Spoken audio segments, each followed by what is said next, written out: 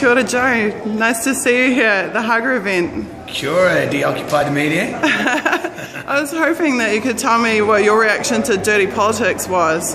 Oh, Dirty Politics, the book? Man, that is disgusting. Eh? Well, it's filthy, but it comes as no surprise to me as a Marxist that the right-wing attack blogs are working with the SIS, are working with the Minister of Police, the politicians, corporations, that they're guns for hire, that the way hegemony works in our society, that the interests of the right wing are promoted and actually amplified.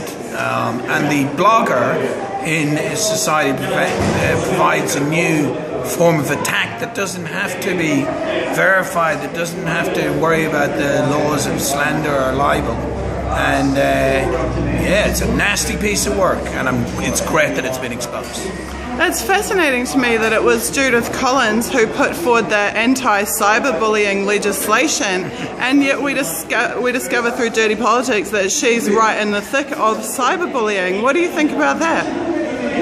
Well, I mean, it's no shock to me that the people who rise to power, including the people who rise to become the Minister of Police, are bullies. I mean, the system that they lord over is a system of bullying.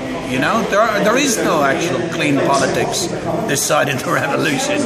These people are based on force and intimidation, like you can see in Ferguson or Gaza, or they're based on hegemony. And hegemony is not just control of the main ideas because they're reasonable. It's control of ideas because there's enforced ignorance, or because some ideas are favoured over others, like right-wing ideas, or that they have a system of fear and blackmail and intimidation. You know, so this is how the ruling class, who are only 1% of the population, rule. They either rule through naked force and bullying, like that, through clocking your head, like in Ferguson, or bombing you, like in Gaza, or they rule through a more subtle form of what the Italian Marxist Gramsci called hegemony, which is they amplify certain ideas, right-wing ideas, so they're perceived of as common sense.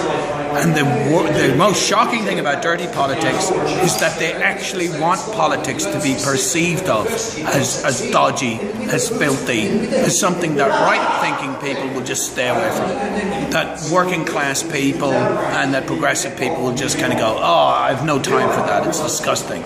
Because what they think of as politics is scandals, is blackmail, is dirt about people, rather than what I would see politics to be, which is an emancipatory project, which is people organising together to set ourselves free, to protect our rights and to save our planet. Oh, well said, Joe.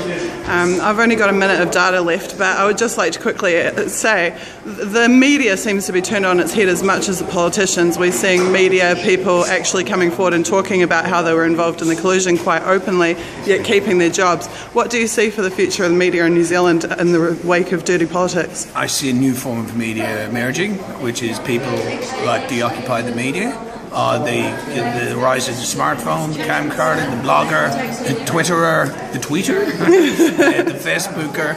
I mean, we are citizen journalists, and that is something that can no longer contain the media revolution, the information revolution. The information wants to be free as well as people want to be free. Thank you, and that's certainly what we're trying to help happen. Thanks so much, Joe.